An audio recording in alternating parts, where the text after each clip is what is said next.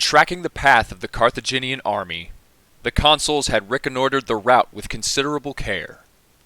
Once they reached Cannae and had a clear view of the Carthaginian position, they divided the army as before and established two separate fortified camps about the same distance apart as Geronium. The river Aufidus flowed between the two camps and allowed fatigue parties to draw water as opportunity offered, but there was always the risk of an enemy attack.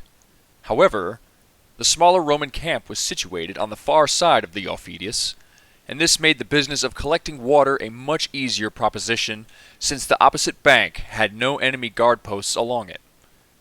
The terrain was ideally suited for a cavalry engagement, and Hannibal hoped that the consuls would offer him an opportunity to fight one. So he drew up his battle lines and tried to provoke his opponents with small assaults by his Numidians.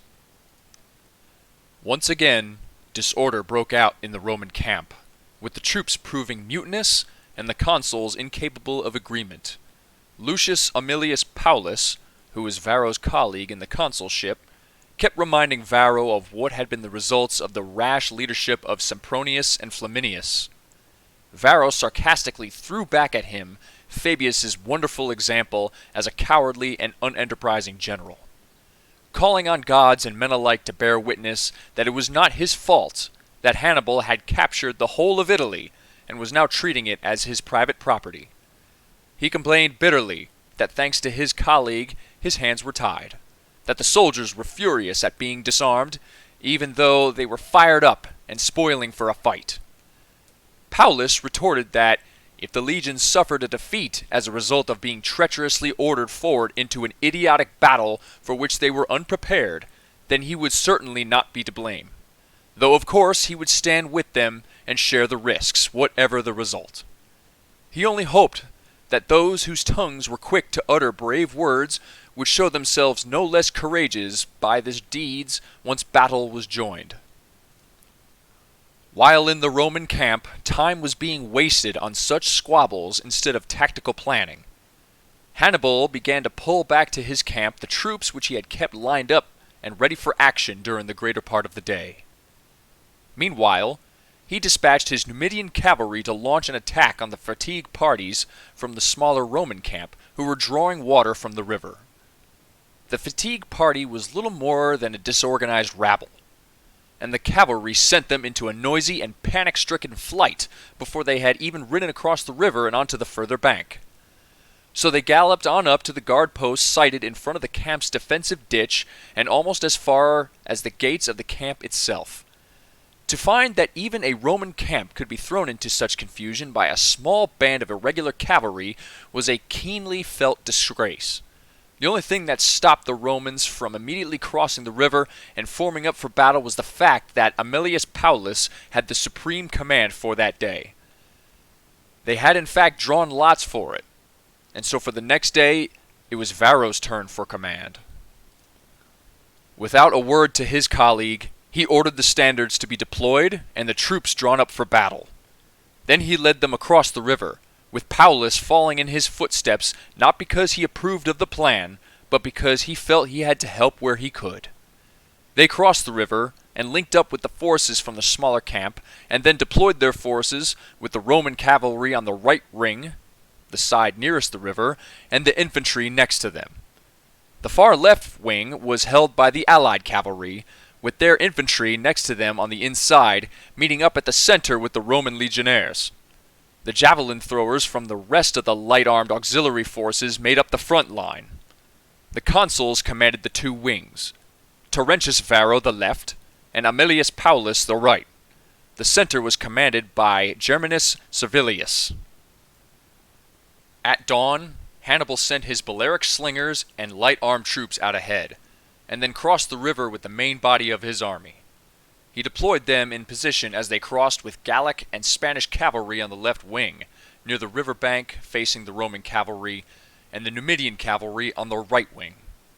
In the center he stationed his infantry, strengthening the whole formation by putting his African troops on both flanks with Gauls and Spanish soldiers placed between. You would have thought that the Africans were an almost totally Roman battle line, because their weaponry consisted mostly of the spoils of Trasimene, but also of Trebia. The Gauls and Spanish troops had shields that were broadly similar, but the swords differed in size and design. The former having long swords which had no points, the Spanish short and pointed ones, since their fighting technique was to stab rather than slash their enemy. The effect of these tribesmen was uniquely terrifying, both for their giant physique and ferocious looks. The Gauls were naked from the waist up.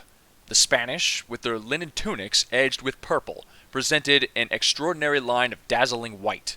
When fully deployed, their overall numbers came to 40,000 infantry and 10,000 cavalry. Of their commanders, Hasdrubal led the left wing, Maharbal the right, while Hannibal held the center with his brother Mago. The Romans faced south, the Carthaginians north. And fortunately for both, the early morning sun, as a result, was shining obliquely across both the battle lines, possibly because they had deliberately taken up positions to achieve this, possibly by sheer chance. But a southeasterly wind, which the locals call the Vulturnus, sprang up and rolled heavy dust clouds into the eyes of the Romans, thus seriously obscuring visibility for them. With a great yell, the auxiliaries charged, and with the clash of light-armed troops, the battle began. Then the Gallic and Spanish cavalry on the Carthaginian left engaged the Roman right, though it bore little resemblance to a normal cavalry engagement. The cavalry squadrons had to meet each other head-on, since with the river on one side and the infantry lines on the other, there was no more room for the more usual mobile maneuvers. For both sides, it became a hand-to-hand struggle. The horses were jammed together and unable to move, so their riders had to resort to grabbing their enemies and trying to drag each other from their saddles. It became, in effect, almost an entirely infantry battle, ferocious while it lasted, which was not very long.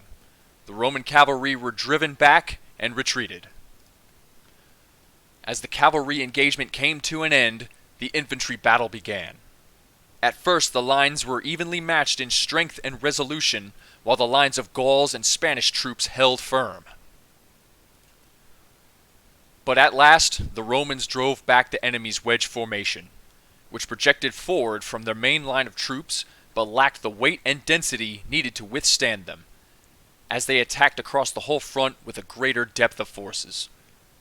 The Carthaginians were driven back, and began to withdraw nervously, while the Romans pressed on forward, maintaining the impetus of their attack and driving through the enemy line, which was now in a headlong and panic-stricken flight.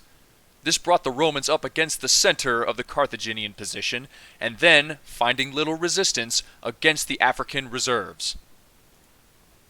These troops were positioned on both wings, which were drawn back somewhat from the projecting central wedge held by the Gauls and Spanish soldiers.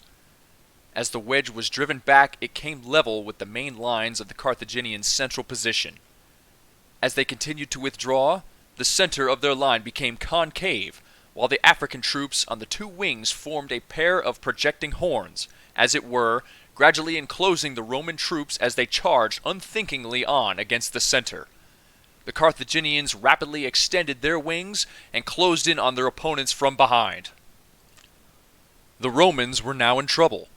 Their initially successful first assault on the fleeing Gauls and Spaniards had to be abandoned, as they turned to face a new wave of attacks from the Africans behind them.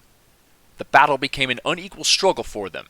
They were totally surrounded, and though exhausted, were now compelled to face fresh and vigorous opponents. On the Roman left wing, where their allied cavalry faced the Numidians, battle was now joined. Somewhat half-heartedly at first, thanks to a typical piece of Punic deceit. About 500 Numidians had concealed swords underneath their tunics, as well as carrying their normal armor and weaponry. They now pretended to desert. Leaving their own lines, they rode up to the Romans with their shields slung behind their backs, and then suddenly leapt from their horses, threw down their weapons and shields at their opponents' feet, and having been taken to the Roman lines, were duly passed back to the rear and told to remain there. As the battle developed in every quarter, they stayed there quietly. But when everyone's hearts and minds were completely focused on the wider struggle, they grabbed their shields, which had been left scattered everywhere among the heaps of corpses, and launched an attack on the Romans from behind, stabbing them in the back, slicing their hamstrings, and inflicting massive slaughter and even greater panic and disorder. In one section of the Roman battle line, there was now panic-stricken flight. In another, an obstinate determination to continue fighting against all odds. Hasdrubal, who commanded the section of the Carthaginian line, realized that the Numidians were fighting somewhat half-heartedly, so he withdrew them from the battle and sent them in pursuit of the fugitives who were scattering in every direction. To replace them, he sent the Gauls and Spanish infantry to join the Africans, who were now rather more exhausted by slaughter than by actual fighting. Elsewhere, Paulus had been seriously wounded by a slingshot early in the battle, but he continued to attack Hannibal's position in the center with a tightly knit body of soldiers, sometimes even managing to reverse the tide of battle. He was protected by a bodyguard of cavalry, but in the end they abandoned their horses because the consul no longer had the strength to control his own.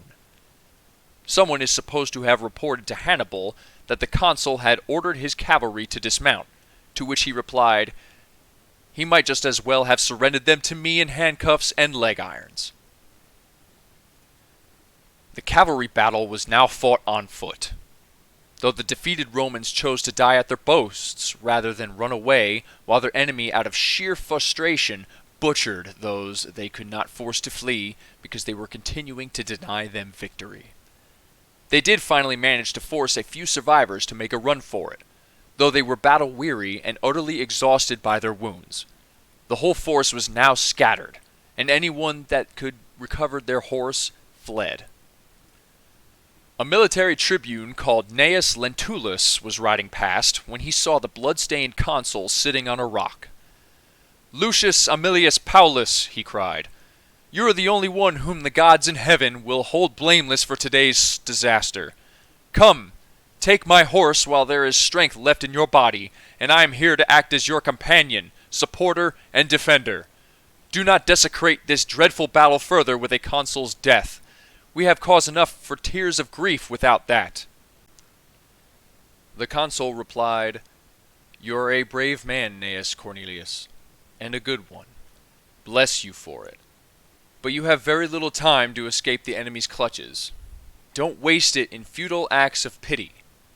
Hurry, tell the Senate to see to Rome's defenses, and strengthen them before the victorious enemy arrives. And have a quiet word for me in private with Quintus Fabius. Tell him that, as long as I lived, and even as I died, I never forgot his words of wisdom. Now leave me here to breathe my last among my slaughtered soldiers. I have no desire to stand trial once again for my consulship, still less to denounce a colleague in the hope that I might protect my own good name by accusing someone else of failure." As they spoke, a crowd of fugitives raced by, with the enemy in hot pursuit.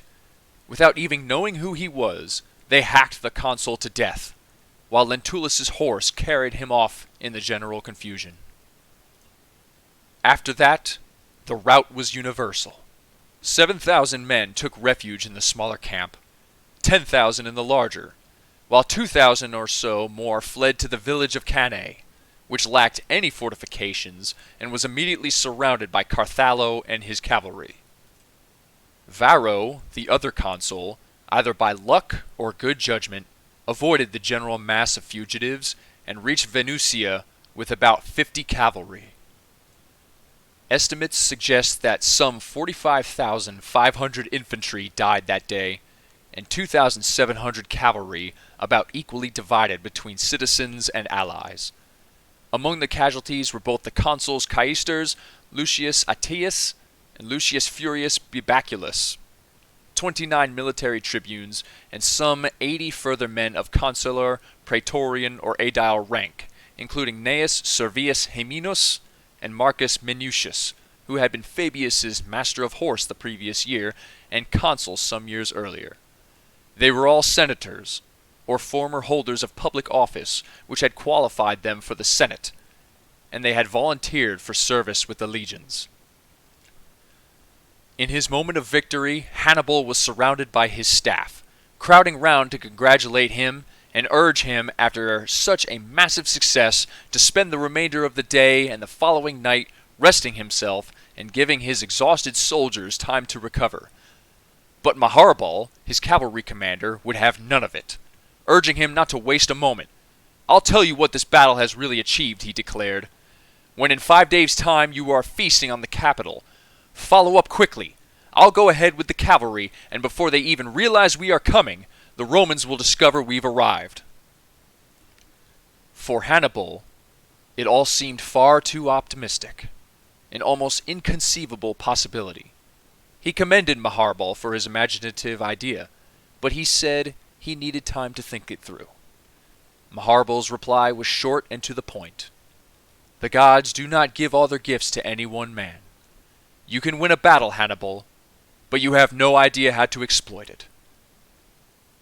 That single day's delay, by common consent, proved the salvation of Rome and her empire.